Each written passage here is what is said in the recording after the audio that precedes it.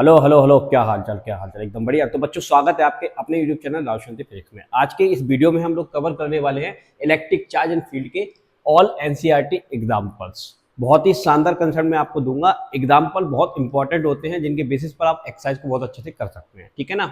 तो ये वीडियो बहुत इंपॉर्टेंट रहने वाली है एनसीईआरटी एग्जाम्पल प्लस एक्सरसाइज की, जो आपके एग्जाम के पॉइंट ऑफ व्यू से काफी इंपॉर्टेंट मानी जाती है। तो कम से कम आप पहले बोर्ड की प्रिपरेशन कर रहे हैं तो इसको जरूर लगाएं, ठीक है ना। सारे क्वेश्चन हम सॉल्व करेंगे, डिटेल सॉल्यूशन हम आपको देंगे। व्हाट्सएप नंबर अगर आपको कोई भी डाउट आता है तो ये लिखा हुआ है 8109471083, इस पर आप मुझसे कांटेक्ट कर सकते हैं। यहाँ पर जो भी कुछ पढ़ाया जाएगा उसका कंप्लीट जो पीडीएफ है उसको मैं डिस्क्रिप्शन में लिंक दे दूंगा टेलीग्राम की, वहां पर जाके आप फॉलो कर लेना मुझे, तो वहां पर आपको नोट्स प्रोवाइड हो जाएंगे, ठीक है। चलो, तो फर्स्ट क्वेश्चन हम लेते हैं। फर्स्ट क्वेश्चन क्या कहता है, आइए समझते हैं। बहुत ही शानदार क्वेश्चन है, एनसीईआरटी एग्जाम्पल का पहला क्वेश्चन है। बिना एग्जाम्पल के आप एक्सरसाइज पर जंप करेंगे तो दिक्कत आएगी। अच्छे क्वेश्चन आपको यहाँ पर देखने को मिलेंगे। चलिए, तो क्वेश्चन क्या कह रहा है कि if 10⁹ electron moves out of a body. तो एक बॉडी हमारे पास मान लो ए है, एक दूसरी बॉडी है मान लो बी है, ठीक है।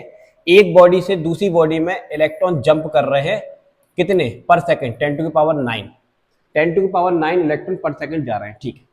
ओके, इनका ये कहना है कि how much time is required to get a total charge of 1 coulomb on the other body. तो इससे इलेक्ट्रॉन जा रहे हैं, कितना समय लगेगा कि इस पर जो चार्ज की वैल्यू कितनी हो जाए, 1 कूलम हो जाए। तो हमको टाइम निकालना है बेसिकली, ठीक है। कैसे करेंगे, ध्यान सुनिएगा।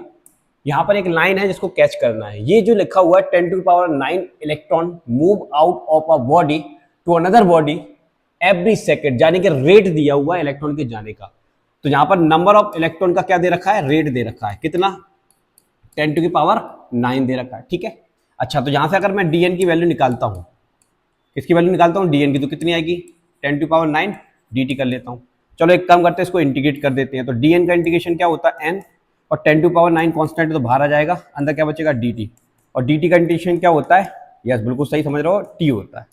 तो यहां से हमको n की वैल्यू मिल जाती है, ठीक है। तो यहां पर एक कैच था जो आपको ये समझना था कि गिवन आप समझ पा रहे कि नहीं समझ पा रहे इसका, ठीक है। ये आ गया। अब हमारे पास टाइम निकालना है और टाइम इस इक्वेशन में अवेलेबल है। तो हम एक सिंपल फॉर्मूला जानते हैं, Q बराबर क्या होता है, NE, क्वांटाइजेशन ऑफ चार्ज, ठीक।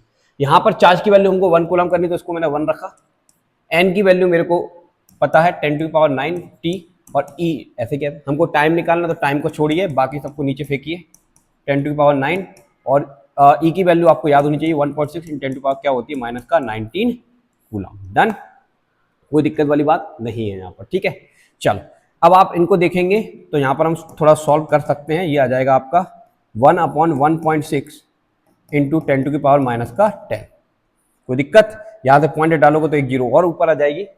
इसके बाद हम क्या कर सकते हैं, t = 10/16 हो जाएगा, और इसको पावर को मैं अगर ऊपर ले जाता हूँ तो 10 की पावर क्या हो जाएगी, +10 हो जाएगी। अगर मैं इस 10 से एक 10 उधार ले लेता हूँ तो ये हो जाएगा आपका 100/16, और ये हो जाएगा आपका 10⁹ हो जाएगा, ठीक है। 16 से इसको डिवाइड करेंगे तो 6.25 आएगा इंटू 10⁹ सेकेंड। तो ये आंसर आपका सेकेंड में आ जाता है। बट एनसीईआरटी वालों ने इसको एयर में कन्वर्ट किया हुआ है, तो इसको एयर में कन्वर्ट करना कोई बड़ी बात नहीं है। आप एयर में कन्वर्ट कर लेंगे सेकेंड को। एक साल में कितने दिन होते हैं, 365 दिन होते हैं। 24 आवर 60 × 60, तो ये आपका एयर में कन्वर्ट हो गया सेकेंड, ठीक है। ये आपको आता है करना। चलो, इसको जब आप सॉल्व करेंगे तो ये वैल्यू करीब करीब 200 ईयर्स आती है। तो आप सोच कर देखिए, इतना शानदार इन्होंने क्वेश्चन बनाया कि एक बॉडी से दूसरी बॉडी पर सेकेंड 10⁹ इलेक्ट्रॉन जा रहे हैं, और कितना समय लगेगा कि इस अनदर बॉडी पर चार्ज 1 कूलम हो जाएगा। तो आंसर है 200 साल लग जाएंगे, ठीक है। तो हम जैसे तो 3-4 निकल लेंगे इतने टाइम में, तो तब जाके चार्ज किसी बॉडी पर कितना हो पाएगा, 1 कूलम हो पाएगा। बढ़िया सवाल था, समझ में आया होगा, ठीक है। चल, हाँ, यहाँ पर प्रॉपर सॉल्यूशन भी दे रखा है, हालांकि मैंने इसको करके दिखा दिया। एक और बढ़िया क्वेश्चन लेते हैं, ये वाला क्वेश्चन देखिए। इनका ये कहना है, ये क्वेश्चन में क्या लिखा है, how much positive and negative charge is there in a cup of water. इन्होंने कहा है कि एक कप में कितना पॉजिटिव चार्ज है, कितना नेगेटिव चार्ज है। उस कप में पानी भरा हुआ, तो पानी की वजह से उसके पास चार्ज होगा। अच्छा, एक और चीज सोचिए कि पानी के जो मॉलिक्यूल्स हैं उन पर नेट चार्ज कितना है। सर नेट चार्ज तो 0 है, क्यों, क्योंकि जितना पॉजिटिव है उतना नेगेटिव है। तो उनने इस सवाल में नेट चार्ज नहीं पूछा है। नेट चार्ज पूछा होता तो हम वैसे भी समझ जाते कि जितना पॉजिटिव होगा उतना नेगेटिव होगा तो जीरो हो जाएगा, ठीक है। बट इन्होंने हमसे नेट चार्ज नहीं पूछा, हमसे पूछा है कि पॉजिटिव कितना नेगेटिव कितना, कप ऑफ वाटर। तो एक कप में जितना पानी भरा है उसमें कितना पॉजिटिव चार्ज है और कितना नेगेटिव चार्ज है, ये हमको निकालना है। बहुत आसानी से हम निकाल लेंगे, देखिए कैसे करेंगे। इसके लिए मैं आपको क्लास 11 का एक कंसेप्ट बताता हूं, एन निकालने का। एन अपॉन में क्या आता है, Avogadro number, mass of substance divided by molecular mass, ये फॉर्मूला होता है, ठीक है। तो यहां से हम एन की वैल्यू निकालेंगे, क्योंकि हमको पता लगाना है कि एक कप में कितना मॉलिक्यूल्स है, नंबर ऑफ मॉलिक्यूल कितने हैं H2O के। तो ये उसको निकालने का फॉर्मूला होता है एम नॉट मल्टीप्लाई Na आ जाएगा, ठीक है। ये फॉर्मूला आप थोड़ा याद रखिएगा। अब मैं आपको एक और चीज बताता हूँ। अब इस फॉर्मूले में हमको क्या क्या चाहिए, सर एवोगाड्रो नंबर हमको याद रहता है, ये क्या है एम, सब्सटेंस का मास। तो सब्सटेंस का मास पता है, यस। तो यहां पर एनसीईआरटी वालों ने जो कप लिया है वो 250 ग्राम का कप लिया, मतलब उसमें 250 ग्राम पानी आ जाएगा। तो यहां पर हमको एम की वैल्यू पता है कि इस कप में जो पानी की मात्रा है वो कितनी है, 250 ग्राम, यानी कि ये किसकी वैल्यू है, एम की वैल्यू है। अब यहां पर आता है एम नॉट, ये क्या है, मॉलिक्यूलर मास ऑफ H2O। तो पानी का मॉलिक्यूलर मास बेटा 18 ग्राम होता है। हाइड्रोजन का 1, एक और हाइड्रोजन है फिर से 1, और ऑक्सीजन का कितना होता है, यस 16। तो टोटल कितना हो गया, 18 ग्राम। तो इसलिए एक मॉलिक्यूल का जो मॉलिक्यूलर मास होता है वो कितना होता है, 18 ग्राम, यानी कि हमको एम नॉट की वैल्यू भी पता है, ठीक है। सारी वैल्यू हम यहाँ रख देते हैं, चलो एन की वैल्यू रख देते हैं यहाँ पर। एम की वैल्यू कितनी है, 250 ग्राम, और ये भी ग्राम में कितना है, 18 है, और मल्टीप्लाई में एवोगाड्रो नंबर 6.02 × 10⁻23। तो ये तो नंबर्स आ गए, ये नंबर्स आ गए कि इस कप में कितने नंबर्स हैं। अब अगली चीज सुनिए, इस कप में जितने वाटर के मॉलिक्यूल अवेलेबल है उनका नंबर आ गया। क्यों निकाल रहा है, क्योंकि हमको Q बराबर क्या निकालना है, N। हमको Q निकालना है, कितना पॉजिटिव कितना नेगेटिव। तो हमको N की रिक्वायरमेंट थी, तो हमने N इस फॉर्मूले से निकाल लिया। ये तो हमको पहले से ही पता होता है। अब अगली चीज सुनिए, ये तो नंबर देगा। चार्ज की बात करते हैं कि एक H2O पर कितना चार्ज होता है। तो देखो H2O की मैं बात करता हूं, तो H2O में हाइड्रोजन के मॉलिक्यूल कितने हैं, 2, ऑक्सीजन का कितना है बेटा 1। अब आप सोचिए इस पर जैसे कि मैं बात करूं H2O, ठीक है, ऑक्सीजन में कितना पॉजिटिव चार्ज होता है, सर ऑक्सीजन में 8 पॉजिटिव होता है तो 8 ही नेगेटिव होता है, इसलिए नेट चार्ज ऑक्सीजन कितना हो गया, 0 हो गया, बढ़िया। हाइड्रोजन की बात करें तो हाइड्रोजन में 2 मॉलिक्यूल है तो 2 पॉजिटिव 2 नेगेटिव, तो नेट चार्ज कितना हो गया, 0 हो गया। मैं आपसे ये बोल रहा हूं कि हमको निकालना है सवाल में पॉजिटिव कितना नेगेटिव कितना। तो कोई भी एक रेफरेंस ले लेते हैं, चलो हम पॉजिटिव चार्ज निकालने वाले हैं, तो हम इसकी पॉजिटिव वैल्यू देखेंगे, हाइड्रोजन कितनी है 2, इसकी भी पॉजिटिव वैल्यू देखेंगे, ऑक्सीजन कितने हैं, ऑक्सीजन के पॉजिटिव चार्ज कितने हैं 8, तो कितना हो गया 10। यानी कि आपके पास H2O के पास पॉजिटिव चार्ज कितना है, 10। पॉजिटिव चार्ज कितना है बेटा, 10 है, ठीक है। तो बस आपको कुछ नहीं करना है, इसमें 10 का मल्टीप्लाई और कर देना है, ठीक है। तो आपको n नंबर्स में इतना नंबर्स के साथ साथ आपको चार्ज मिल जाएगा। अब उसको कहां रखोगे आप, Q बराबर क्या फॉर्मूला होता है, Ne, यहां पर रख दीजिए। तो n की वैल्यू ये पूरी रखेंगे, 250 18 मल्टीप्लाई 6.02 इंटू 10⁻23 मल्टीप्लाई 10, और साथ में e की वैल्यू 1.6 इंटू 10⁻⁻⁹ बस। इसको थोड़ा सा आपको कैलकुलेट करना पड़ेगा, तो ये आपको पॉजिटिव चार्ज मिल जाएगा। और ये पॉजिटिव चार्ज किसका, एक मॉलिक्यूल का नहीं है, ये जितने भी मॉलिक्यूल अवेलेबल हैं वाटर के उस कप में वो पूरे का मिलेगा, ठीक है। एक पर तो केवल एक मॉलिक्यूल पर तो इतना चार्ज है, इस चार्ज का मल्टीप्लाई कर दिए तो हमको पूरे मॉलिक्यूल का क्या मिल गया, नंबर मिल गया चार्ज के साथ, और इसको जहां पर पुट कर दिए तो हमको टोटल चार्ज मिल गया। क्लियर है, ये पॉजिटिव चार्ज आएगा। अब इसकी वैल्यू क्या होती है वो मैं आपको जहां पर दिखा देता हूं। इसकी वैल्यू जो पॉजिटिव चार्ज की निकल कर आती है वो आती है दिस, तो इतना ही क्या होगा उसके पास, नेगेटिव चार्ज होगा, ठीक है। शानदार सॉल्यूशन आपको बताया, आसानी से आप कर पाओगे। चलो आइए अगला क्वेश्चन देखते हैं एग्जाम्पल का। ये देखिए, ये क्वेश्चन भी बिल्कुल आसान क्वेश्चन है। ये क्वेश्चन क्या कहता है, Coulomb law for electrostatic force between 2 point charges and Newton's law of gravitational force two stationary point masses. तो देखिए यहां पर पॉइंट मास ले लिए और यहीं पर हमने पॉइंट चार्ज ले लिए। पॉइंट चार्ज आपके इलेक्ट्रॉन हो सकते हैं, प्रोटॉन हो सकते हैं, प्रोटॉन इलेक्ट्रॉन हो सकते हैं, कुछ भी, कोई दिक्कत वाली बात नहीं, हम सवाल के अकॉर्डिंग करेंगे। इन्होंने कहा है कि both have inverse square dependence on the distance between the charge and mass respect. ये तो सबको पता है कि कूलाम फोर्स हो चाहे न्यूटन का ग्रेविटेशन लॉ, दोनों इनवर्स स्क्वायर लॉ होते हैं। ठीक है, हमसे क्या पूछ रहा है, हमें ये बताना है compare the strength of these forces और by determine the ratio of their magnitude. ठीक है, हमको कंपेयर करना है, चलो कर देंगे कंपेयर, कोई दिक्कत नहीं है। आगे पूछा जा रहा है कैसे कंपेयर करना है, पहले पॉइंट बोलना है for an electron and proton के लिए कंपेयर करना है। इलेक्ट्रॉन और प्रोटॉन के लिए हमको कंपेयर करना है ग्रेविटेशनल फोर्स और क्या बोलते हैं इलेक्ट्रिकल फोर्स। तो देखिए, तो सपोज दैट मैंने यहाँ पर एक चार्ज ले लिया E और दूसरा ले लिया P, मतलब ये इलेक्ट्रॉन ले लिया एक प्रोटॉन ले लिया। ठीक है, क्योंकि इनने कहा है एक इलेक्ट्रॉन लेना है एक प्रोटॉन लेना है। फिर दूसरे केस में कहा है दोनों ही प्रोटॉन लेना है, दोनों ही क्या लेना है प्रोटॉन लेना है। सेम प्रोसेस है, आप समझिए आएगा आपको। ठीक है, अब इलेक्ट्रॉन है तो इलेक्ट्रॉन का मास को मैंने Me मान लिया, प्रोटॉन है तो प्रोटॉन के मास को मैंने MP मान लिया, नो प्रॉब्लम। ठीक है, आपको पता है मास मास कंसीडर करेंगे तो मास की वजह से जो फोर्स लगेगा वो ग्रेविटेशनल फोर्स होगा, चार्ज की वजह से जो फोर्स लगेगा वो इलेक्ट्रोस्टैटिक फोर्स होगा। तो चलिए अपन एक काम करते हैं, इलेक्ट्रोस्टैटिक फोर्स लिखते हैं F बराबर क्या होता है कूलाम कांस्टेंट Q1 Q2। तो Q1 देखो इस, अच्छा मैग्नीट्यूड निकाल रहा हूं तो मैं एक काम करता हूं, दोनों के चार्ज सेम ही है तो मैं E² लिख देता हूं, उसको क्या लिख देता हूं E² डिवाइडेड बाय बीच का डिस्टेंस कितना माना R², क्योंकि मैंने फोर्स का मैग्नीट्यूड निकाला। क्या निकाला बेटा मैग्नीट्यूड। चलो ये इक्वेशन नंबर मैं इसको बंद दे देता हूं, कोई दिक्कत नहीं है। अब ग्रेविटेशनल फोर्स की बात करते हैं, ग्रेविटेशनल फोर्स की बात करते हैं, इसका मैग्नीट्यूड निकाल लेता हूं मैं। तो कैपिटल G इलेक्ट्रॉन का मास प्रोटॉन का मास बटा सेम डिस्टेंस, ये आ गया। कंपेयर करना है तो डिवाइड कर दीजिए इक्वेशन फर्स्ट को सेकंड से, तो क्या आएगा Fe बटा Fg, इधर आ जाएगा कूलाम कांस्टेंट E² बटा R², इधर आएगा Gme MP बटा R²।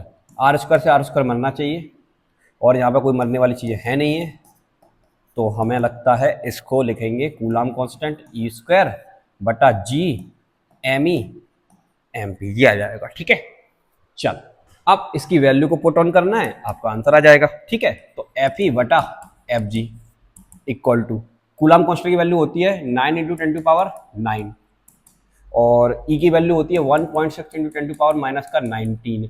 स्क्वायर लगाया तो स्क्वायर लगा लीजिए।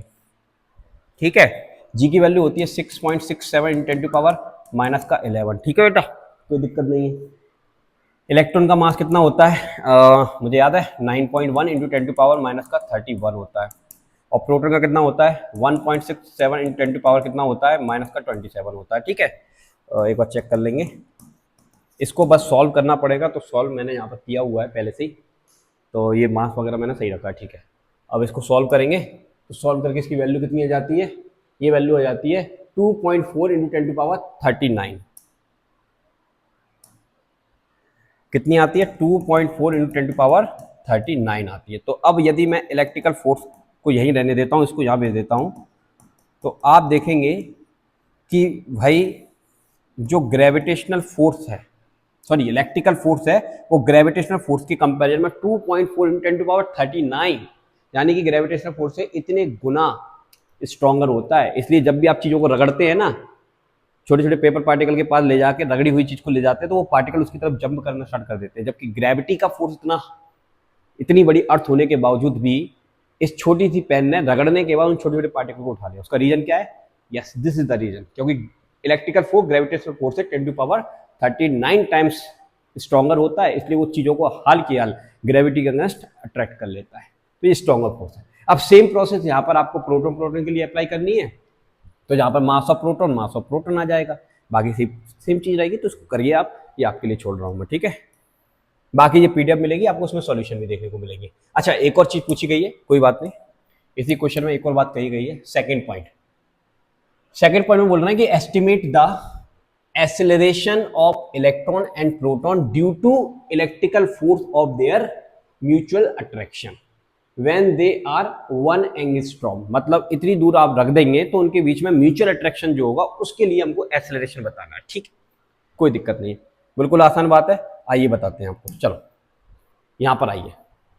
मान लो ये इलेक्ट्रॉन है, ये प्रोटॉन है, इनके बीच की दूरी कितनी है 1 एंगस्ट्रॉम है। ठीक है, तो आपको पता है इलेक्ट्रॉन और प्रोटॉन दोनों के चार्ज की वैल्यू तो सेम ही होती है, ये हो गई।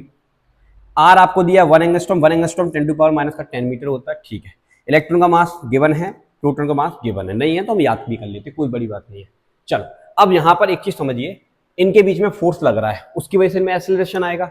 तो आपने क्लास 11 में एक्सेलरेशन का फॉर्मूला पढ़ा है, फोर्स अपॉन क्या होता है, मास। क्या होता है, फोर्स अपॉन मास, ठीक है। अगर आपको इलेक्ट्रॉन का एक्सेलरेशन निकालना है तो यहाँ पर इलेक्ट्रॉन का मास रख के उसको फोर्स से डिवाइड कर, मतलब फोर्स में डिवाइड दे दीजिए।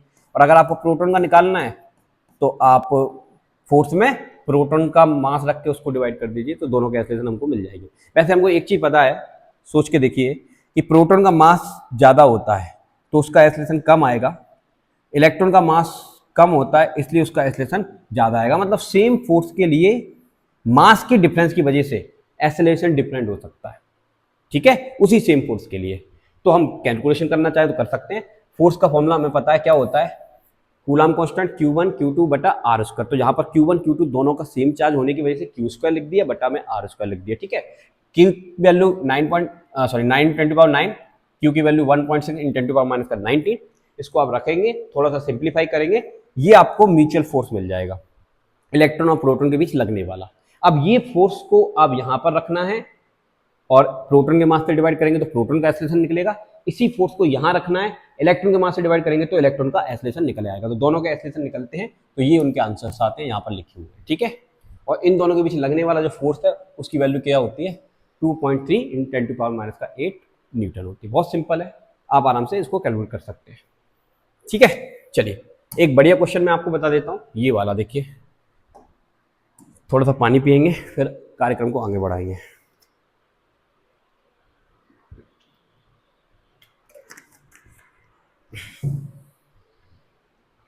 आइए, ये क्वेश्चन बिल्कुल शानदार क्वेश्चन है, देखिए कैसे करेंगे।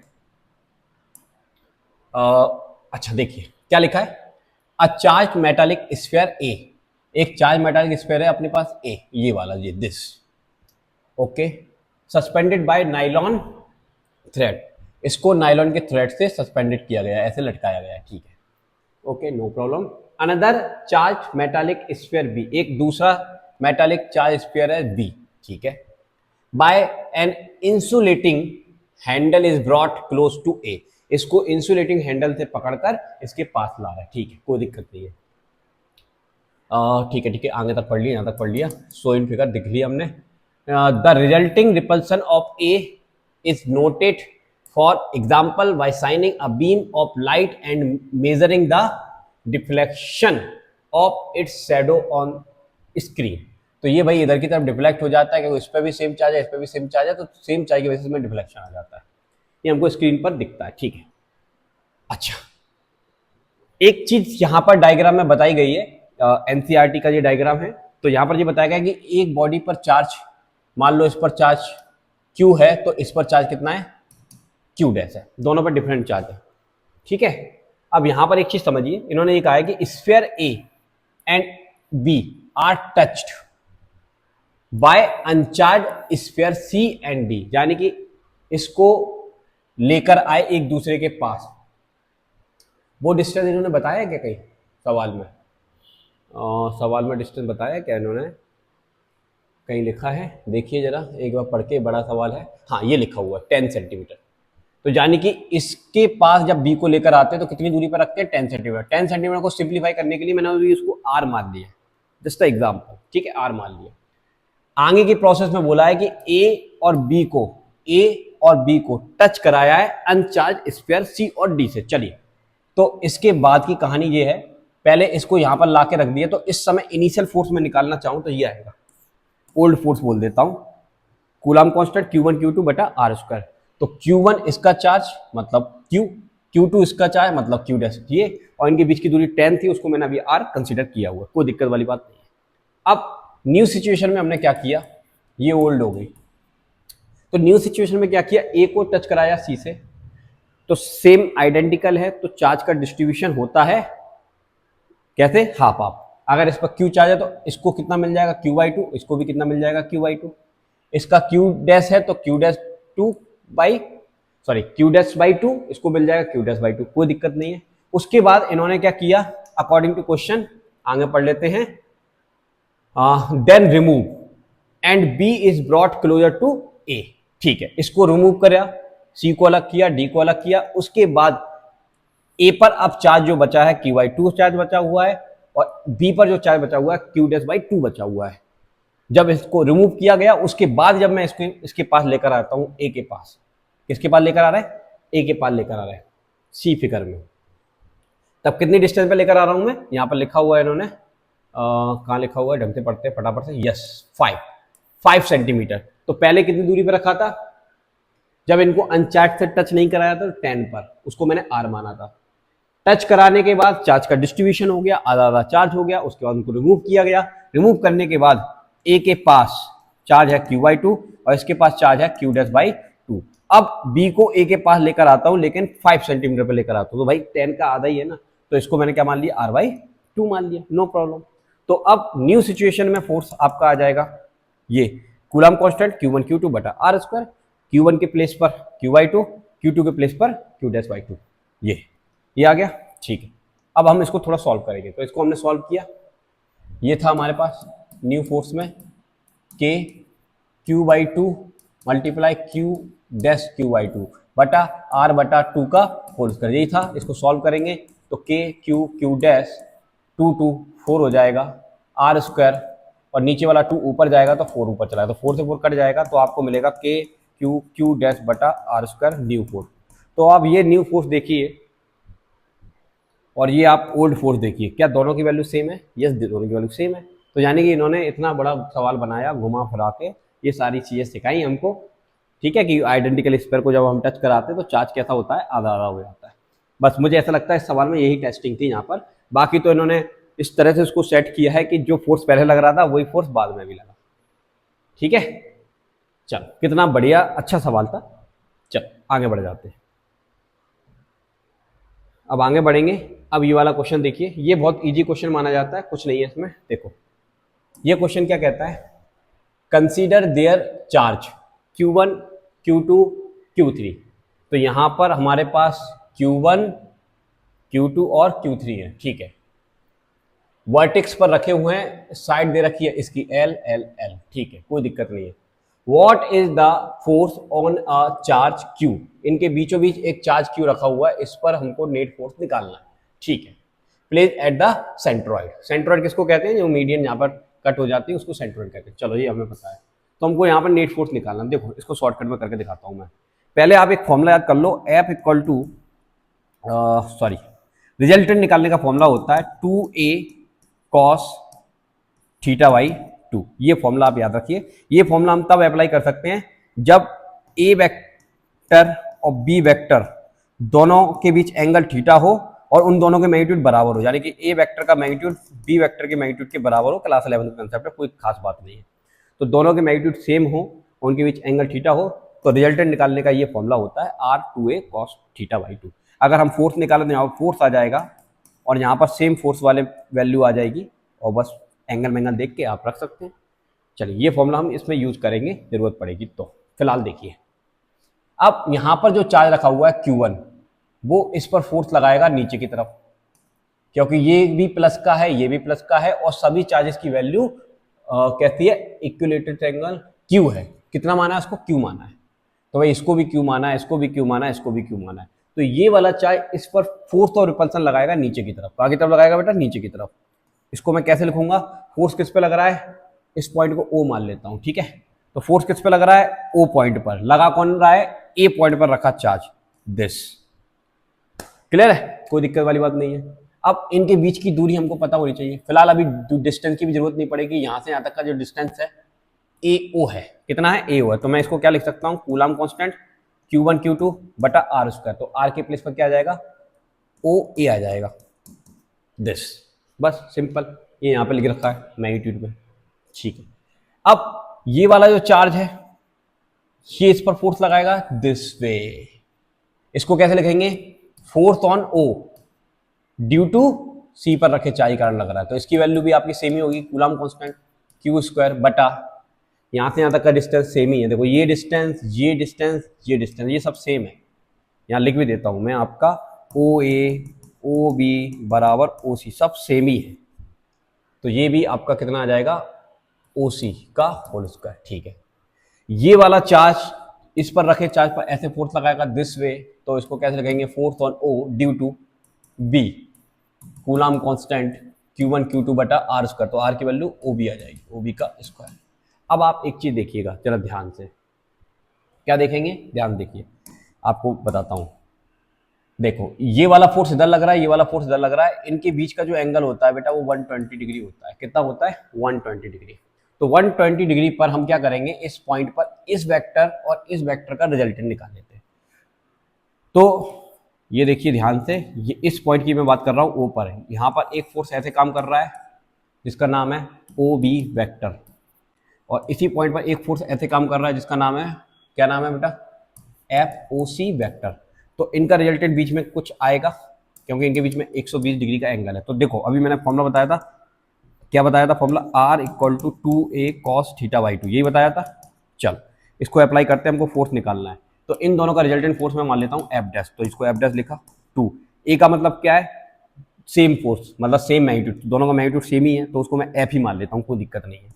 कॉस एंगल कितना है, 120 बटा 2, कट जाएगा 60 आएगा, कितना आ जाएगा 60, ठीक है। और कॉस 60 की वैल्यू कितनी होती है बेटा, याद रखिएगा 1/2 होती है, तो 2 से 2 मर जाएगा, तो ये एफ के बराबर आ जाएगा। मतलब एफ की वैल्यू कितनी है, वही Coulomb constant Q square O B whole square. Clear है। तो अब आपने देखा कि 120 डिग्री पर इन दोनों का मैग्नीट्यूड के बराबर ही जो फोर्स का रिजल्टेंट आया है वो सेम मैग्नीट्यूड का आया है, ठीक है। तो इन दोनों का रिजल्टेंट कहाँ आ गया, एफ डैश ऊपर की तरफ, जिसकी वैल्यू सेम है, के क्यू स्क्वायर बटा ओ बी का होल स्क्वायर, करेक्ट है। अब एक फोर्स नीचे की तरफ भी काम कर रहा है, ये वाला ऐसे काम कर रहा है, इसका नाम क्या है, एफ ओ ए वैक्टर।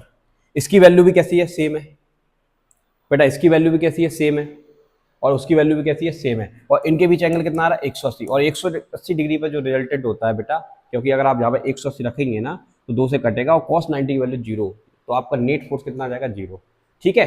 तो इस तरह से आप डायग्राम बना के एक्सप्लेन कर सकते हैं सवाल को, बाकी कोई दम नहीं है इस सवाल में, बिल्कुल आसान तरीके से। और भी मेथड होते हैं इसको सॉल्व करने के, बट अभी वीडियो लंबी हो जाएगी इसलिए मैं ज़्यादा मेथड आपको नहीं बता रहा। चलिए आगे बढ़ जाते हैं। अगला सवाल देखिए, अगला एग्जाम्पल का सवाल क्या कहता है, consider the charges Q Q minus Q. तो यहाँ पर क्यू रखा है, यहाँ पर क्यू रखा है, यहाँ पर माइनस क्यू रखा है, ठीक है। Placed at a vertex of an equilateral triangle, equilateral triangle के वर्टेक्स पर इनको रखा हुआ है। What is the force on each charge. बिल्कुल सिंपल, कैसे करेंगे, अभी मैं आपको एक फॉर्मूला लिखा था वो लिख देता हूँ, आर बराबर 2a कॉस थीटा बाई 2, इससे आप जल्दी जल्दी आंसर निकाल पाएंगे, ठीक है।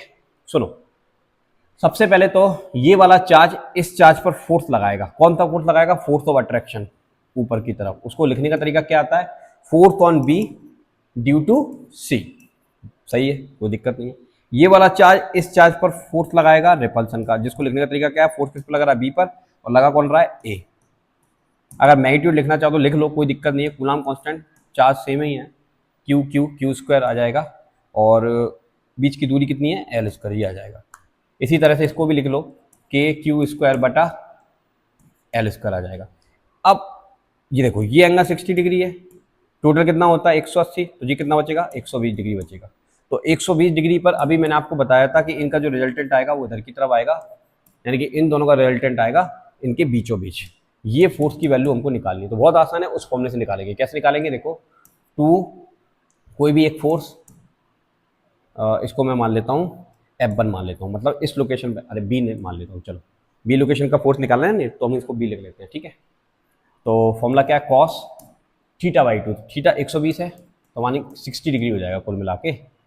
तो आपको पता है 60 डिग्री का रोल क्या रहता है, 1/2 आएगा, 1/2 से 2 कटेगा, मतलब एफ आ जाएगा, और एफ की वैल्यू कितनी है, यही है, मतलब इस पॉइंट पर जो फोर्स लगेगा उसकी वैल्यू ये है, ठीक है, दिस, कोई दिक्कत वाली बात नहीं है। सिमिलरली यहाँ पर आ जाओ, ये वाला चार्ज इसको अपनी तरफ अट्रैक्ट करेगा, ऊपर की तरफ फोर्स लगाएगा, उस फोर्स का नाम क्या होगा, force on A due to C. ये वाला चार्ज इसको रिपेल करेगा तो फोर्स इधर लगेगा, उसका नाम क्या होगा, force on A due to B. 120 degree पर सेम फोर्स निकलेगा, मतलब इधर की तरफ आएगा, इतनी ही वैल्यू आएगी किस पॉइंट पर, ए पॉइंट पर, कितनी, वो के क्यू स्क्वायर बटा एल स्क्वायर। अब इस पॉइंट की बात करते हैं, तो इस पॉइंट पर नेगेटिव चार्ज को ये वाला चार्ज इधर की तरफ खींचेगा, किस फोर्स से? फोर्स लगेगा सी पर, लगा कौन रहा है? ए। इस नेगेटिव चार्ज को ये पॉजिटिव चार्ज इधर की तरफ खींचेगा। फोर्स का नाम क्या रखेंगे? फोर्स किस पे लग रहा है? सी पर, लगा कौन रहा है? बी। कोई दिक्कत नहीं है। अब एक ही पॉइंट में दो फोर्स काम कर रहा है तो रिजल्टेंट इनका ठीक बीचों बीच आएगा, और इनके बीच एंगल कितना है? 60 डिग्री। तो 60 डिग्री पे हमको निकालना आता है F बराबर कूलाम कांस्टेंट Q1 Q2। तो चार्ज तो सेम ही है, कोई दिक्कत नहीं है। ओके। और अच्छा सॉरी, मुझे नेट फोर्स निकालना है ना सी पर, तो नेट फोर्स निकालने का फॉर्मूला क्या है? 2a की जगह मैं F लिख लेता हूँ, और cos 60 बटा 2 से ये कटेगा तो 2f cos 60 की जगह आ गया 30, और cos 30 की वैल्यू कितनी होती है पता है आपको? √3/2 होती है। तो 2 से 2 कट जाएगा तो f √3 आ जाएगा, और f की वैल्यू तो सेम ही है, कूलाम कांस्टेंट Q² बटा L² √3। तो इस तरह से हमने यहाँ पर नेट फोर्स निकाल लिया, यहाँ पर निकाल लिया, और यहाँ पर निकाल लिया। बाकी फिर आप इसको सेट करके लिख सकते हैं, ठीक है। चलो, बिल्कुल आसान क्वेश्चन। एक और क्वेश्चन देखिए ये वाला, इसमें बहुत सारी कैलकुलेशन है तो मैं आपको समझाऊंगा करना कैसे है, बाकी फिर कैलकुलेशन में आपको दिखा दूंगा, ठीक है। इसमें क्या कह रहे हैं सुनिए ध्यान से। An electron fall through a distance of 1.5 centimetre. चलो एक काम करते हैं, गिवन लिख लेते हैं। ये दो प्लेटें हैं, एक नेगेटिव है ऊपर, नीचे पॉजिटिव है। इनके बीच का जो डिस्टेंस दे रखा है वो 1.5 सेंटीमीटर दे रखा है। तो सेंटीमीटर को मीटर में चेंज करने के लिए ये क्या कर दिया भाई ने, r बराबर 1.5 सेंटीमीटर, तो 10⁻⁻², तो ये काय में कन्वर्ट हो गया? मीटर में। कोई दिक्कत नहीं है। सवाल में क्या कहा जा रहा है? इतनी डिस्टेंस है दोनों प्लेटों के बीच, इन अ यूनिफॉर्म इलेक्ट्रिक फील्ड, इनके बीच में यूनिफॉर्म इलेक्ट्रिक फील्ड है। अच्छा एक बार बताओ, इलेक्ट्रिक फील्ड डायरेक्शन क्या होती है? पॉजिटिव से नेगेटिव होती है, ठीक है, ठीक है। इस वाले केस में हमने इलेक्ट्रॉन को छोड़ा है। किसको छोड़ा है? इलेक्ट्रॉन को छोड़ा है। तो इलेक्ट्रॉन को जब छोड़ेंगे तो ये प्लस इस माइनस को अपनी तरफ अट्रैक्ट करेगा, और ये माइनस इस माइनस को रिपेल करेगा। मतलब इलेक्ट्रॉन इलेक्ट्रिक फील्ड की अपोजिट डायरेक्शन में मूव करेगा। इन्होंने इलेक्ट्रिक फील्ड का वैल्यू हमको दे रखा है E बराबर 2 × 10⁴ न्यूटन पर कूलम, ठीक है। फॉर्मूला याद रखिएगा बस, अगर आपने चैप्टर पढ़ा है, एक्सरसाइज कर रहे हैं तो। The direction of the field is reversed keeping its magnitude unchange and a proton fall through the same distance, ठीक है। पहले ये वाला काम किया, फिर उसके बाद डायरेक्शन चेंज करके ये वाला काम किया, ठीक है। देख लेंगे। Compute the time of fall in case, in each case, मतलब हर केस में आपको टाइम निकालना है, ठीक है। Okay. Contrast the situation with that of free fall under gravity, free fall under gravity, ठीक है। इसमें आपको ग्रेविटी इन्वॉल्व नहीं करनी है। चल तो चलिए करते हैं, कोई दिक्कत नहीं है। हमको टाइम निकालना है, तो टाइम हम कैसे निकालेंगे? हमारे पास एक फॉर्मूला होता है, S बराबर ut प्लस हाफ AT²। ये फॉर्मूला होता है। इनिशियल वेलोसिटी 0 है तो इसको 0 मारता हूँ तो मेरे पास ये आ जाएगा दिस। तो यहाँ से टाइम की वैल्यू क्या निकलेगी बताइए? तो टाइम की वैल्यू निकल जाएगी, इस 2 का इधर गुणा हो जाएगा, 2s और a नीचे चला जाएगा, ये हो जाएगा, तो ये आएगी। तो टाइम की वैल्यू आ जाएगी अंडर में 2s बटा a। अब इलेक्ट्रॉन का केस है तो हमको इलेक्ट्रॉन का क्या निकालना पड़ेगा? एक्सेलरेशन।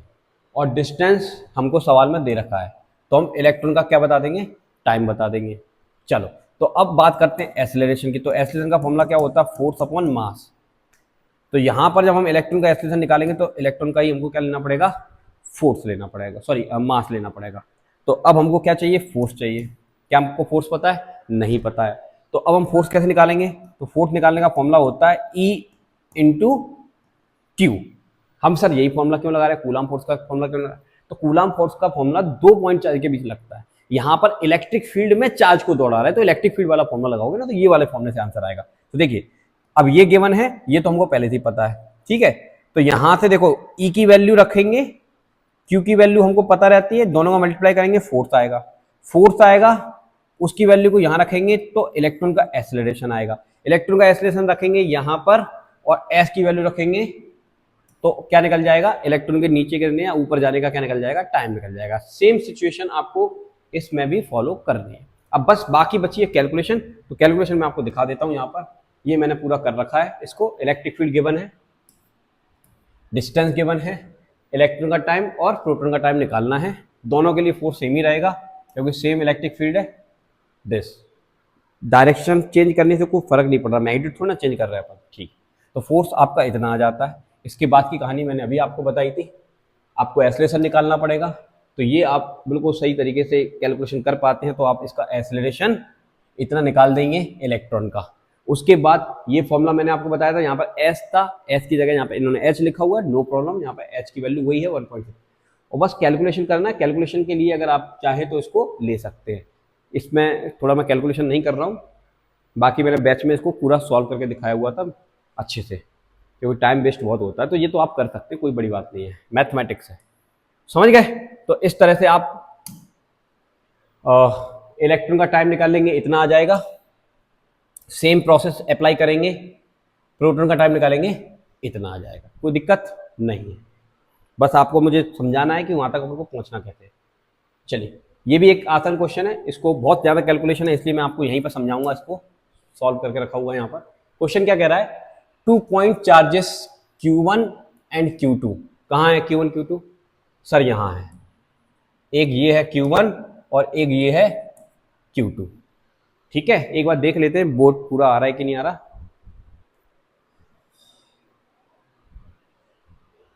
ओके, बोर्ड पूरा आ रहा है, कोई दिक्कत नहीं। चलिए, तो यहाँ पर चार्ज Q1 है और यहाँ पर चार्ज कितना है Q2 है। ठीक है, इनकी वैल्यू कितनी है, +10⁻⁻8 कूलम। तो इसकी वैल्यू कितनी है 10⁻⁻8 कूलम, इसकी वैल्यू कितनी है -10⁻8 कूलम। ठीक है, तो Q2 की वैल्यू माइनस में है और इसकी वैल्यू प्लस में है, मतलब एक तरह का डाइपोल लग रहा है हमको, प्लस माइनस डाइपोल लग रहा है। ठीक है, okay, respectively, no problem. Are place 0.1 meter, इन दोनों को एक दूसरे से 0.1 मीटर की डिस्टेंस पर रखा गया, नो प्रॉब्लम। अगर हम इसका मिड पॉइंट लेंगे तो ये वाला डिस्टेंस आपका 0.05 हो जाएगा और ये वाला डिस्टेंस आपका कितना हो जाएगा 0.05 हो जाएगा। इसमें कोई दिक्कत वाली बात नहीं है।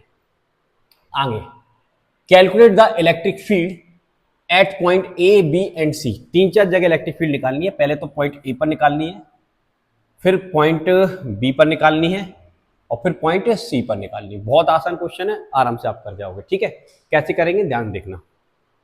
चलो, तो पहले हम किसकी बात कर रहे हैं, यहां पर कैलकुलेशन किसके लिए किया गया है, पॉइंट बी के लिए किया गया है। तो फॉर पॉइंट बी, चलो पहले बी पर निकालते हैं। तो बी कहाँ है, ये है, ये बी है आपका। ठीक है, अब ये डायग्राम सवाल में बना हुआ है तो ये बी पॉइंट यहां से जितनी दूरी पर है वो दूरी भी कितनी है 0.5 है। तो हम करेंगे क्या, एक बार Q1 चार्ज के कारण यहाँ पर इलेक्ट्रिक फील्ड निकालेंगे। तो देखो ये प्लस चार्ज है, तो प्लस चार्ज के कारण इलेक्ट्रिक फील्ड की डायरेक्शन इधर की तरफ होगी, याद रखना। पॉजिटिव के कारण इलेक्ट्रिक फील्ड की डायरेक्शन इधर की तरफ। ठीक है, अगर मैं इसको लेफ्ट बोलता हूँ, इसको राइट बोलता हूँ, तो लेफ्ट साइड होगी। कहाँ की तरफ होगी, लेफ्ट। अगर आप चाहें तो यहाँ पर +1 मान लीजिए, तो ये प्लस इस प्लस को रिपेल करेगा तो इलेक्ट्रिक फील्ड डायरेक्शन इधर की तरफ होगी, और नेगेटिव चार्ज के कारण इलेक्ट्रिक फील्ड डायरेक्शन अपोजिट होगी। ठीक है, चलो, तो इसके इस Q1 चार्ज के कारण यहाँ पर जो इलेक्ट्रिक फील्ड निकालूंगा उसकी डायरेक्शन इधर की तरफ होगी। इलेक्ट्रिक फील्ड का फॉर्मूला क्या होता है, तो मैंने लिखा है electric field at point B due to Q1 charge is, ये फॉर्मूला होता है इलेक्ट्रिक फील्ड का। मैं लिख देता हूं एक बार, कूलम कांस्टेंट Q/R², ये फॉर्मूला होता है। कूलम कांस्टेंट की वैल्यू क्या होती है 9×10⁹, Q की वैल्यू दे रखी है 10⁻⁻8 और R की वैल्यू दे रखी है 0.05 का होल स्क्वायर करना है यहाँ पर रखकर। तो इसको हमने यहाँ पुट किया, सॉल्व किया, ये सॉल्व करना आता है आपको, और ये हम ले आए। फिर इसको यूनिटरी में चेंज कर लिया। यूनिटरी में चेंज करने के लिए 10 का गुणा 10 का डिवाइड किया, डिवाइड करेंगे तो ये आ जाएगा। ठीक है, इसमें कोई दिक्कत वाली बात नहीं है, ये तो मैथमेटिक्स है। तो ये E1 आ गया कहाँ की तरफ, डायरेक्शन टूवर्ड्स लेफ्ट, इसकी डायरेक्शन टूवर्ड्स लेफ्ट की तरफ है, इधर की तरफ। ठीक है, नो प्रॉब्लम। अब हम Q2 चाहिए कारण इसी पॉइंट पर इलेक्ट्रिक फील्ड निकालेंगे। तो अब आप देखिए फॉर्मूले में होता है डिस्टेंस, तो डिस्टेंस देखना पड़ेगा। तो यहां से यहां तक का डिस्टेंस कितना है 0.1, और इतना और चलना पड़ेगा तो प्लस और कर देंगे ये वाला डिस्टेंस, तो टोटल डिस्टेंस आ जाएगा। तो अब इधर आइए, तो लिखा electric field at point B due to Q2 charge is, same formula, ये सेम डिस्टेंस आ गई 0.15, नो प्रॉब्लम।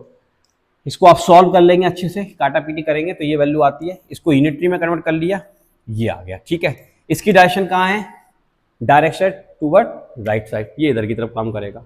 पॉजिटिव करंट इधर, नेगेटिव करंट इधर। अब इसी पॉइंट पर नेट निकाल लेंगे। तो नेट के लिए क्या करेंगे, सब्ट्रैक्ट करेंगे। भाई एक इलेक्ट्रिक फील्ड इधर की तरफ है, एक इलेक्ट्रिक फील्ड इधर की तरफ है, तो नेट इलेक्ट्रिक फील्ड निकालने के लिए बड़े में से छोटा घटाना है। अब सर बड़ा कौन है, E1 या E2?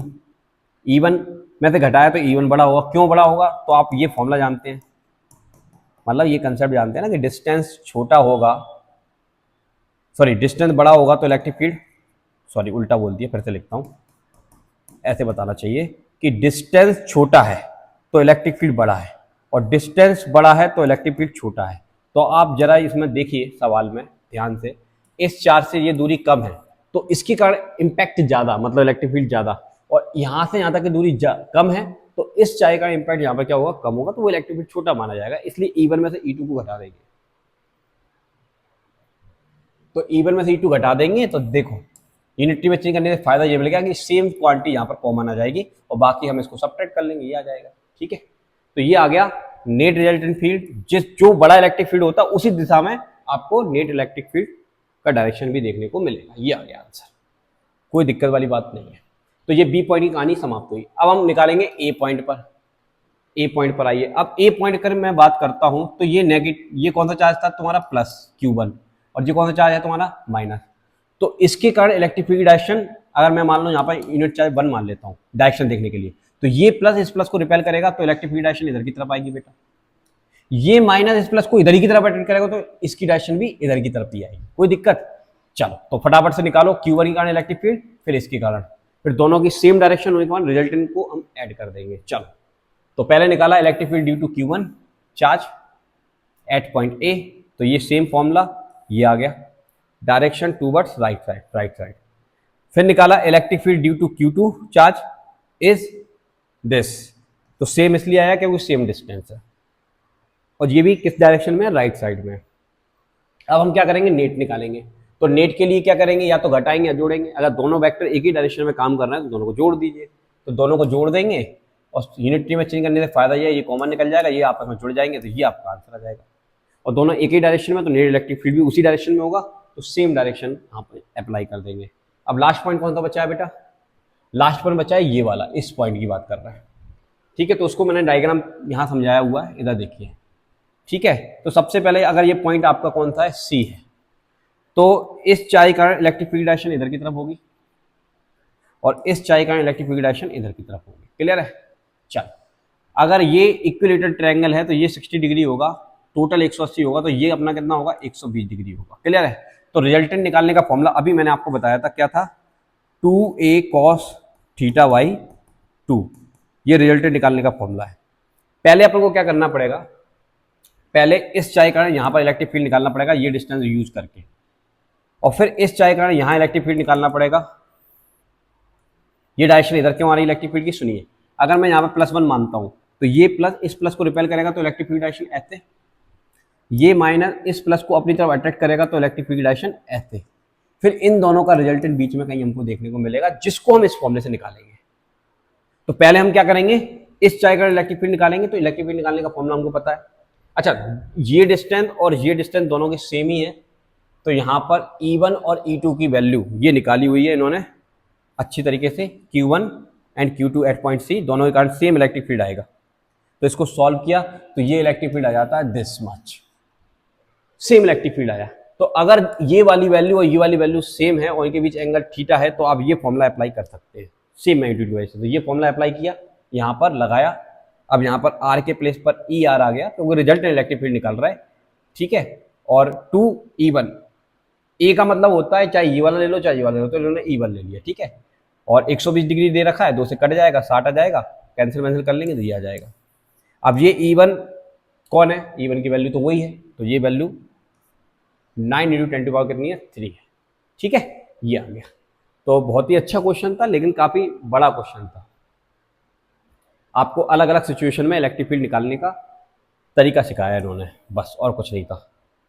आ जाओ, अब ये फिर से वही सेम प्रोसेस वाला क्वेश्चन आ गया, कैलकुलेटिव क्वेश्चन। देखिए फिर से, 2 charges ±10 microcoulomb are placed 5 millimetre apart.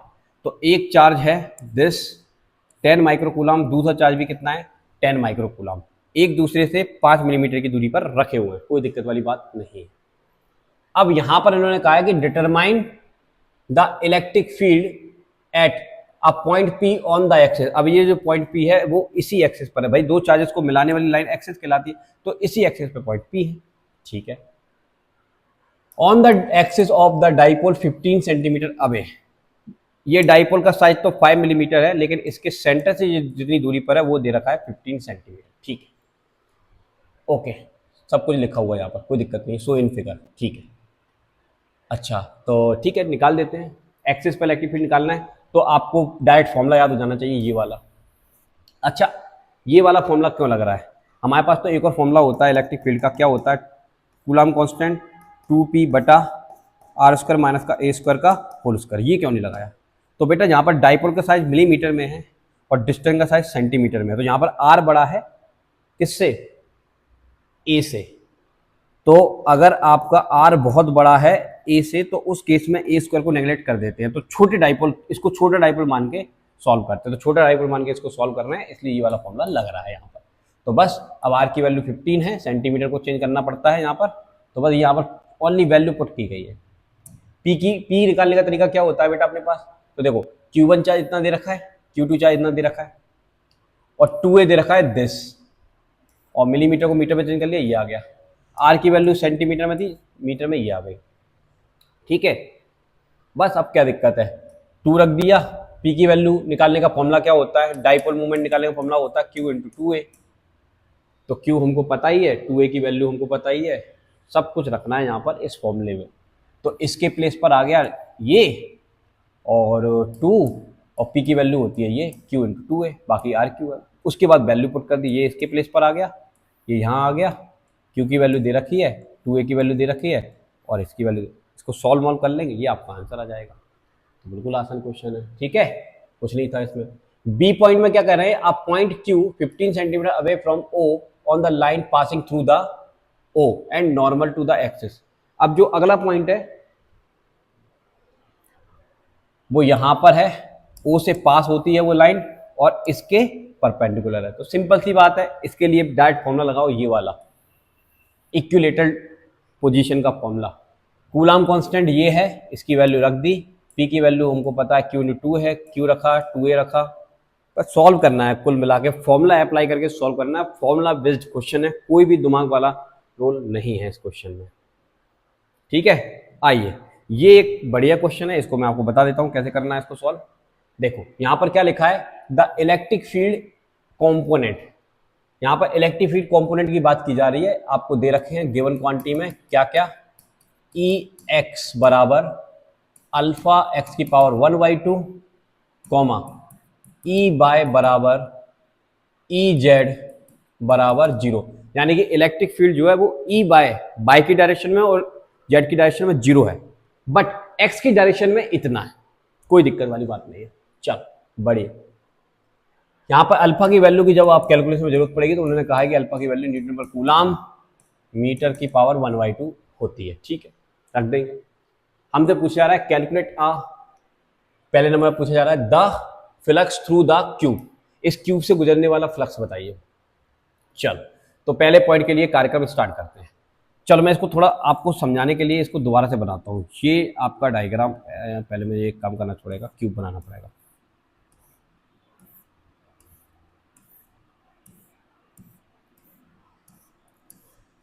ठीक है, अब इन्होंने जो एक्सेस ले रखा है दिस, ये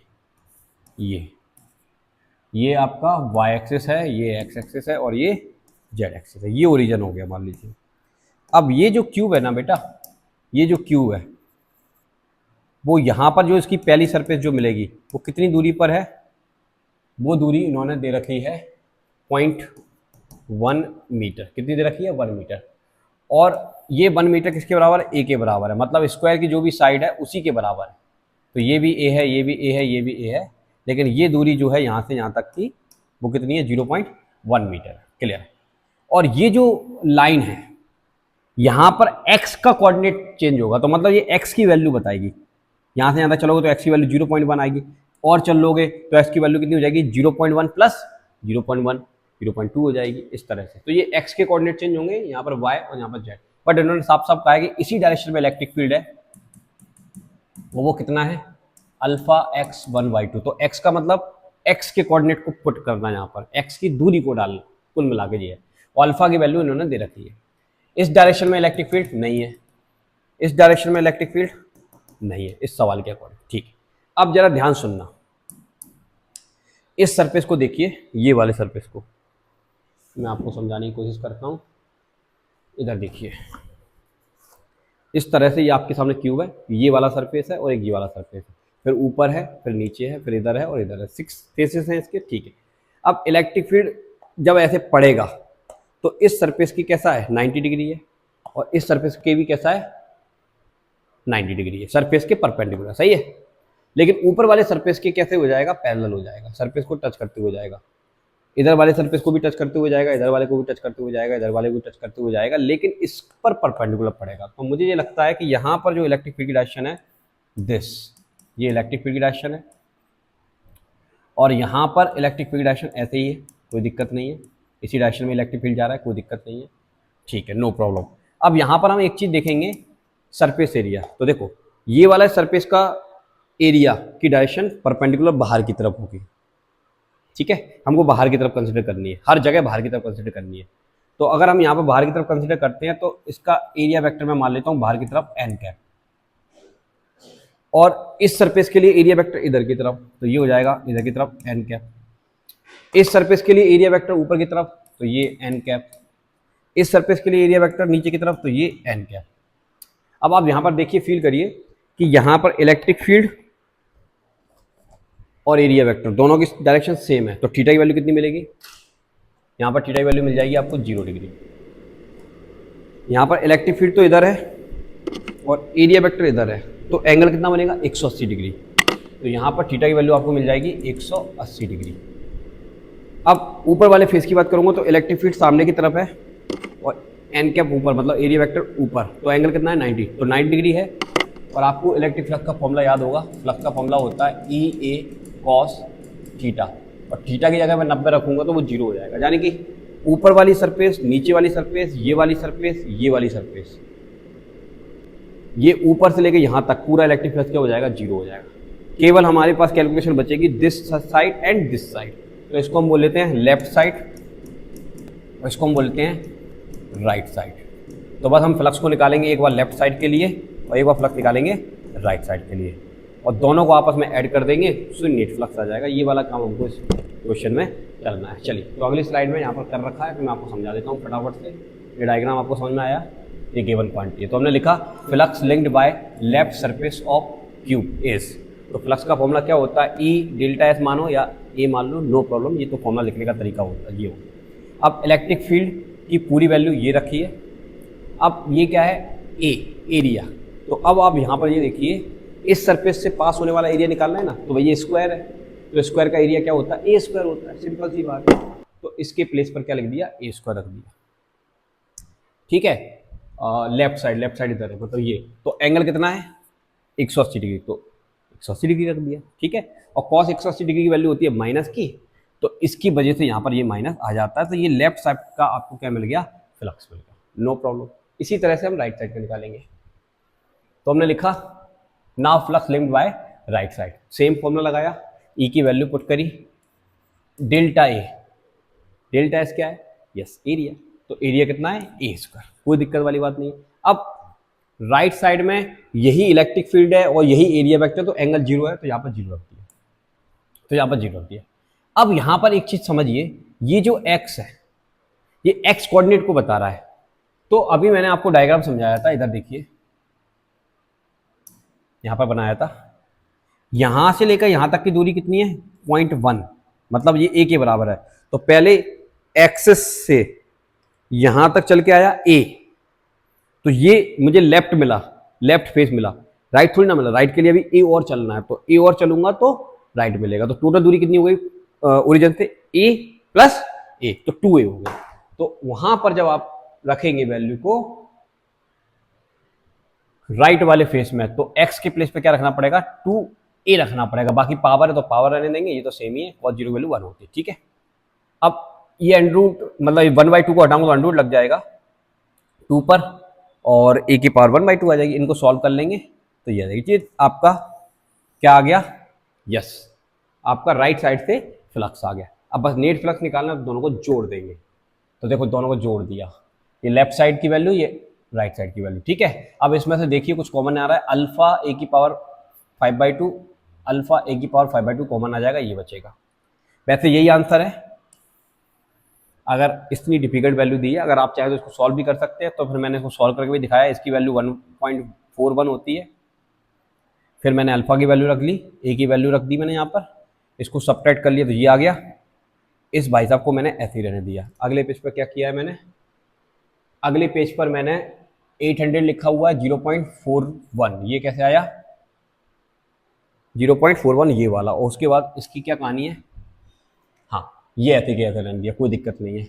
इसके बाद इन दोनों का मल्टीप्लाई कर देंगे तो ये आ जाएगा। अब ये 0.1 लिखा है तो मैंने यहाँ से पॉइंट हटा के नीचे एक जीरो लगा लिया, तो ये ऐसा दिखेगा आपको। अब ये देखो 5/1/2 है, तो 5 को अंदर रहने दिया, 1/2 को ऊपर रहने दिया, क्योंकि पावर के ऊपर पावर हो तो पावर में मल्टीप्लाई हो जाता है, तो यही आएगा। तो ऐसे कर सकते हैं, कोई दिक्कत नहीं है। 5 का मतलब होता है 5 जीरो, 1 2 3 4 5। अब 2 जीरो का मतलब 1/2 से अंडर से बाहर आ जाएगी, एक और जोड़ा बन गया, एक और बाहर आ जाएगी, अंदर बचेगा 10। तो ये तो आपको समझ में आ गया, 100 बाहर आ जाएंगे, और ये तो चल ही रहा है, अंदर बचेगा 10। इसको अपन ने डिवाइड कर लेंगे तो यहाँ पर पॉइंट आ जाएगा 3.28 आ जाएगा। और √10 की वैल्यू कितनी होती है, 3.16 होती है, ठीक है। इसका डिवाइड करेंगे तो ये आ जाएगा 3.28, और इसकी वैल्यू कितनी होती है 3.18। तो करीब करीब ये वैल्यू 1 के बराबर आएगी। तो इसका आंसर 1 ही आएगा, यस 1 आएगा, ठीक है, बिल्कुल आसान, ठीक है। बढ़िया सवाल था, इसको स्किप मत करना, अच्छा क्वेश्चन है। इसमें दूसरे पॉइंट में पूछा गया है चार्ज बता दो। तो चार्ज के लिए अपने पास गॉस थ्योरम का फॉर्मूला होता है। तो गॉस थ्योरम का फॉर्मूला क्या है बेटा, ये फॉर्मूला है। तो यहाँ से चार्ज की वैल्यू निकालेंगे, इसका गुणा करके एप्सिलॉन की वैल्यू आपको याद करनी पड़ेगी 8.85 × 10⁻⁻², ठीक है। उसके बेसिस पे आपका आंसर ये आ जाता है। इसको और शॉर्टकट में बता देता हूँ, ये आप करीब करीब 1 मान लीजिए, और एप्सिलॉन की वैल्यू 9 × 10⁻⁻², क्योंकि 8.85 लगभग 9 ही है। तो देखो ना, ये 9 के आसपास ही तो आ रहा है, बस क्या दिक्कत है, ऐसे भी लिख सकते हैं। चलिए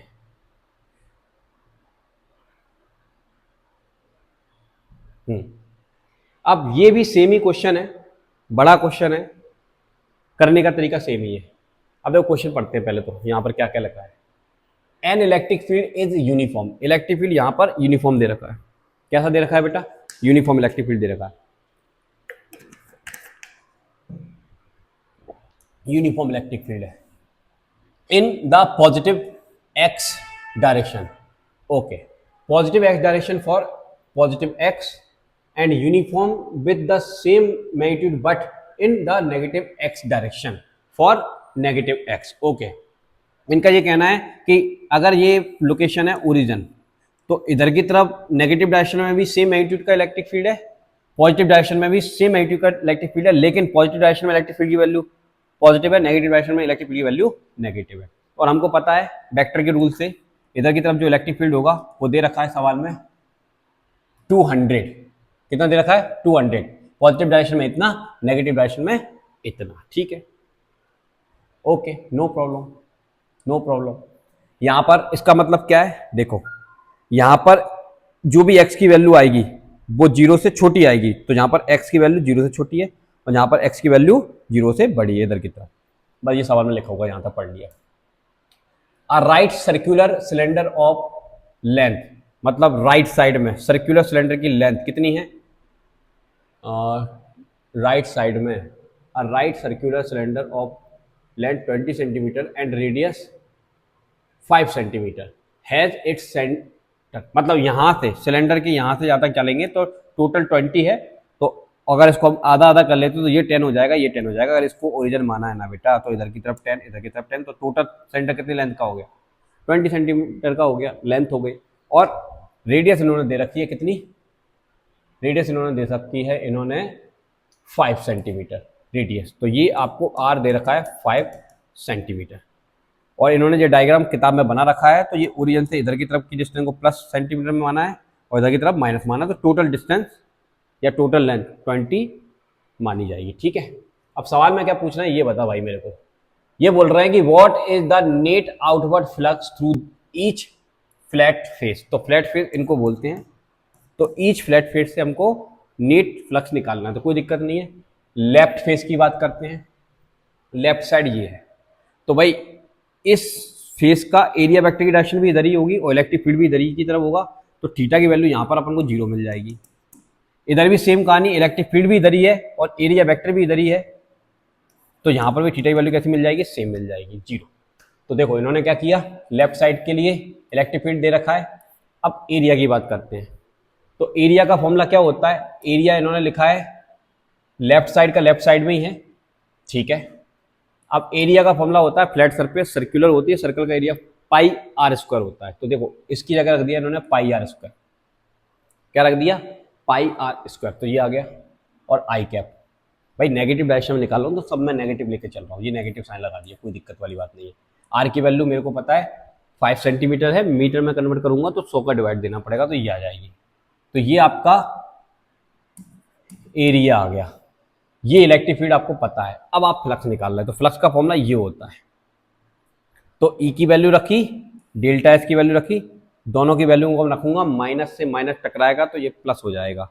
और आई डॉट आई, देखो इसकी वैल्यू कितनी है, माइनस का 2 आई कैप, माइनस का 2 आई कैप। तो इन्होंने क्या किया है, -200 आई कैप गुणा डेल्टा एस की वैल्यू कितनी है, माइनस पाई 0.05 इंटू 10⁻² है, मतलब आई कैप।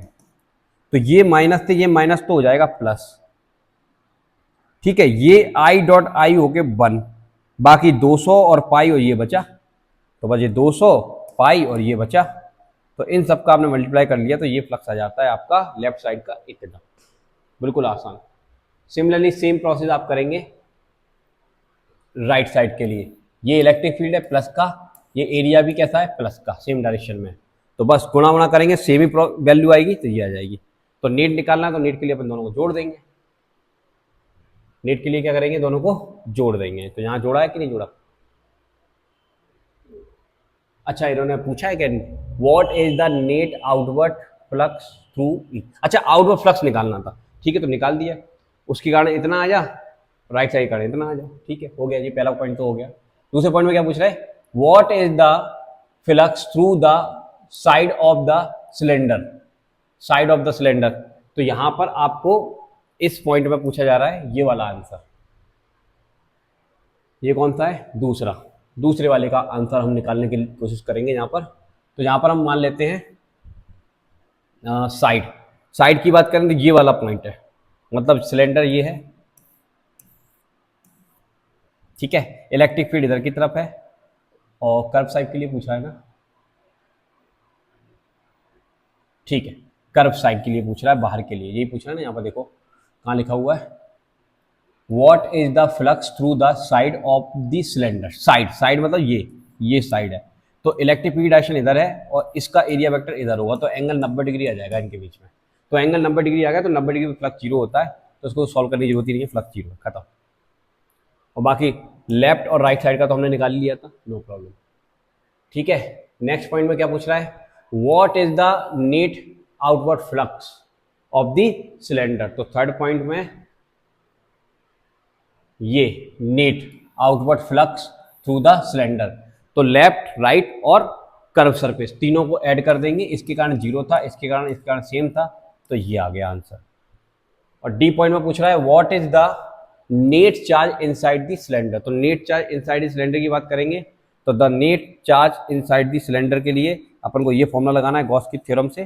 तो नेट फ्लक्स हमारे पास अवेलेबल है, एप्सिलॉन नॉट से मल्टीप्लाई कर देंगे तो नेट चार्ज आपको अंदर देखने को मिल जाएगा दिस मच, बिल्कुल आसान, ठीक है। बस थोड़ा बड़ा है तो थोड़ा सा पढ़ना पड़ेगा, समझना पड़ेगा, आ जाएगा। अब ये क्वेश्चन देखिए, लास्ट क्वेश्चन आपका एग्जाम्पल का, इसको मैं कराता हूँ, फिर नेक्स्ट क्लास में आपको एनसीईआरटी की एक्सरसाइज कराऊंगा, ठीक है। तो देखो ये एक बहुत बढ़िया क्वेश्चन है, हालांकि इसको टीचर छोड़ देते हैं, बट अच्छा क्वेश्चन है, आप भी कर लीजिए इसको, कोई दिक्कत वाली बात नहीं है। क्या लिखा हुआ है, एन अर्ली मॉडल, जो पुराने समय का मॉडल था किसका, एटम का, considered it to have a positive charge, point nucleus of charge, ठीक है। इन्होंने कहा है कि पुराने समय का जो मॉडल था उसमें atom considered it to have a positively charge point nucleus. तो ये जो न्यूक्लियस है ना, ये न्यूक्लियस, इसके अंदर पॉजिटिव चार्ज पॉइंट में है, मतलब पॉजिटिव चार्ज भरा हुआ है, उसका सेंटर मान लेंगे तो पॉइंट चार्ज मान लिया, उसको point as a point charge consider कर लिया। ठीक है, उसकी वैल्यू दे रखी है उन्होंने जेड ई। कितनी दे रखी है? जेड ई। तो भाई जितना पॉजिटिव होगा न्यूक्लियस पर, उसके चारों तरफ आपको क्या मिलेगा? उतना ही क्वांटिटी में नेगेटिव मिलेगा। उसके वॉल्यूम में नेगेटिव चार्ज भरा हुआ है, सेंटर पे पॉजिटिव चार्ज रखा हुआ, तो वॉल्यूम में नेगेटिव चार्ज भरा हुआ। तो अगर हम इस एटम का नेट चार्ज निकालते हैं तो नेट चार्ज निकालने का तरीका क्या होता है? Positive charge plus negative charge. ठीक है, नेगेटिव चार्ज कहां पर है? वॉल्यूम में। तो ये हम लिख सकते हैं, इन दोनों का सम कितना आएगा? 0 आएगा। भाई सही है कि नहीं? भाई न्यूक्लियस पे इतना चार्ज है और बाहर जो नेगेटिव चार्ज है उसको मैंने क्यू या क्यू डैश मान लिया। कितना मान लिया? Q dash. तो इन दोनों का सम नेट 0 ही तो होता है। तो इस तरह की हम इक्वेशन बना सकते हैं, कोई खास बात नहीं है। तो यहाँ पर लिखा हुआ है मैंने चार्ज ऑन न्यूक्लियस, ये दे रखा है और ई की वैल्यू हमको याद रहती है। तो फॉर न्यूट्रल एटम, तो न्यूट्रल एटम के लिए जितना पॉजिटिव है उतना नेगेटिव है।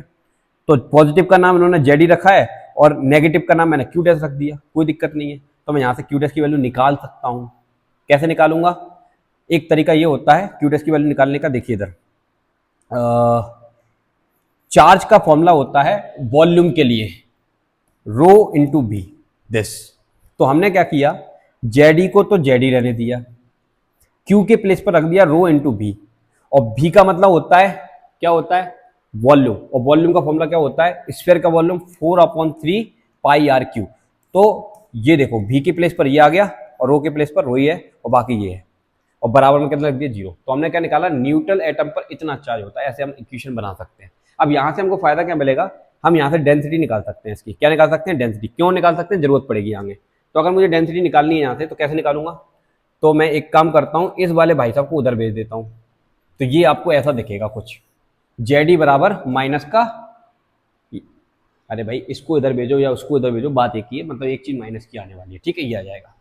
तो यहां से हम डेंसिटी की वैल्यू निकालेंगे तो ये 3 इधर आ जाएगा और 4 नीचे चला जाएगा। मतलब ये सिंप्लीफाई कर लिया कुल मिला के, रो की वैल्यू निकाल लिया तो 3 ऊपर चला गया, 4 नीचे चला गया और पाई और आर क्यू भी नीचे चला गया। तो आपको डेंसिटी की वैल्यू इतनी मिल जाएगी। ठीक है, ये डेंसिटी की वैल्यू मिल गई यहां से। ठीक है, इस इक्वेशन से। अब हमसे सवाल में क्या पूछ रहे हैं वो सुनिए। सवाल में ये पूछ रहे हैं कि surrounded by a uniform density of negative charge, चारों तरफ यूनिफॉर्म डेंसिटी है नेगेटिव चार्ज की, to radius r, r radius तक, इसकी जो रेडियस है आर, उतनी रेडियस तक आपको नेगेटिव चार्ज की यूनिफॉर्म डेंसिटी मिलेगी। ठीक है, तो ये डेंसिटी आपकी कांस्टेंट रहने वाली, हर जगह यही मानेंगे अपन। ठीक है, the atom as a whole is neutral, पूरा एटम न्यूट्रल है क्योंकि जितना पॉजिटिव उतना नेगेटिव है। ठीक है, तो न्यूट्रल है। For this model what is the electric field at a distance r from the nucleus. तो इससे आर दूरी पर जाकर पॉइंट पी पर आपको इलेक्ट्रिक फील्ड बताना है। तो इलेक्ट्रिक फील्ड निकालने के लिए यहां पर हम एक गॉसियन सरफेस बनाएंगे। ठीक है, तो ये गॉसियन सरफेस बना लेंगे। तो इस गॉसियन सरफेस से पास होने वाला फ्लक्स का फॉर्मूला गॉस की थ्योरम से हमको पता है, क्या होता है? Close integration E D S बराबर Q upon epsilon naught inside the charge. ठीक है, तो यहां से हम निकाल सकते हैं इलेक्ट्रिक फील्ड, कोई दिक्कत वाली बात नहीं है। तो अगले स्टेप में हम इसको निकालेंगे। आइए देखो, तो ये हमने आर रेडियस का एक स्फीयर मान लिया, यहां पर हम इलेक्ट्रिक फील्ड निकालेंगे। ठीक है, तो गॉस की प्रमेय ये भी होती है और फाई का फॉर्मूला रख दोगे तो वो भी होती है, कोई दिक्कत नहीं है। तो इन्होंने देखो फाई का फॉर्मूला रखा ये वाला ई इंटू डी एस वाला, कोई दिक्कत नहीं। अब टास्क यहाँ पर ये है कि हमको क्यू की वैल्यू चाहिए। किसकी वैल्यू चाहिए? क्यू की। तो क्यू की वैल्यू हम कैसे निकालेंगे? देखो टोटल रेडियस आर है और ये जो मैंने गॉसियन सरफेस बनाई है उसकी रेडियस स्मॉल आर है। तो यहाँ पर कैपिटल आर बड़ा है स्मॉल आर से, यानी कि ये वाला जो पॉइंट इस स्फीयर के अंदर ही है। तो इस स्फीयर के अंदर जो भी चार्ज होगा, नेगेटिव पॉजिटिव दोनों तरह के चार्ज है, नेगेटिव भी है पॉजिटिव भी है, तो कितना नेगेटिव कितना पॉजिटिव वो हमको निकालना है। तो अगर हम यहाँ पर नेट चार्ज निकाल के रख देते हैं ना तो हमारा आंसर आ जाएगा। तो नेट चार्ज हम कैसे निकालेंगे? तो नेट चार्ज निकालने का तरीका ये है, पॉजिटिव इसके कारण और नेगेटिव जो भरा हुआ है आसपास। तो नेगेटिव को हमने क्यू डैश माना था, तो क्यू डैश के प्लेस पर मैंने ये लिख दिया। अरे भाई क्यू डैश का फॉर्मूला होता है ना वॉल्यूम, डेंसिटी इनटू वॉल्यूम, किया जाएगा। अब देखो ये वाले भाई साहब तो सेम ये लिखे हैं, ठीक है, कोई दिक्कत नहीं है। ये प्लस है तो ये प्लस लगाया। अब यहाँ पर वॉल्यूम का फॉर्मूला क्या होता है? 4/3 पाई आर क्यू, ये लिख दिया, इनटू डेंसिटी हमने पहले ही निकाल के रखी हुई है, ये रखी हुई है, तो ये डेंसिटी हम यहाँ पर पुट ऑन कर देंगे, ये पुट ऑन कर दी। अब ये जो भी कैंसिलेशन वगैरह हुआ कट गए, कटने के बाद यहाँ पर आप देखेंगे जेडी कॉमन आ जाएगा, तो यहाँ तो बचेगा 1, और यहाँ पर सब कुछ कट चुका है, यहाँ पर सब कुछ कट चुका है ना, तो यहाँ पर कटने के बाद देखो आर क्यू तो बच रहा है। अच्छा ठीक है, सही बात है, जेडी कॉमन आया, तो ये दो टर्म है ना अपने पास, एक ये वाली है और एक ये वाली, ये पूरी और ये, तो जेडी कॉमन आ गया, तो यहाँ बचेगा 1, फिर ये प्लस की जगह माइनस क्यों आ रहा है, क्योंकि यहाँ पर डेंसिटी की वैल्यू माइनस की थी, क्योंकि माइनस चार्ज था ना ये वाला, तो ये माइनस आ गया, ये ऊपर बचा आर क्यू और नीचे बचा कैपिटल आर क्यू, बस सिंपल। अब इस चार्ज की वैल्यू को उठा के यहाँ रखेंगे, यही आपका आंसर आ जाएगा। देखिए, तो अगले केस में ये आपका इलेक्ट्रिक फ्लक्स का फॉर्मूला है, वहाँ पर वैल्यू को रख दिया नेट चार्ज के प्लेस पर, और अपॉन में क्या था, एप्सिलॉन नॉट, ठीक है।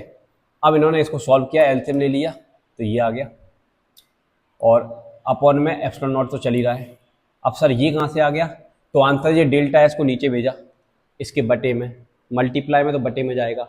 अब डेल्टा एस क्या है, delta S area of the sphere कितना होता है, 4 पाई आर स्क्वायर, क्योंकि ये गाउसियन सरफेस है, तो इस गाउसियन सरफेस की रेडियस आर है, तो उसका एरिया क्या होगा, 4 पाई आर स्क्वायर हो जाएगा।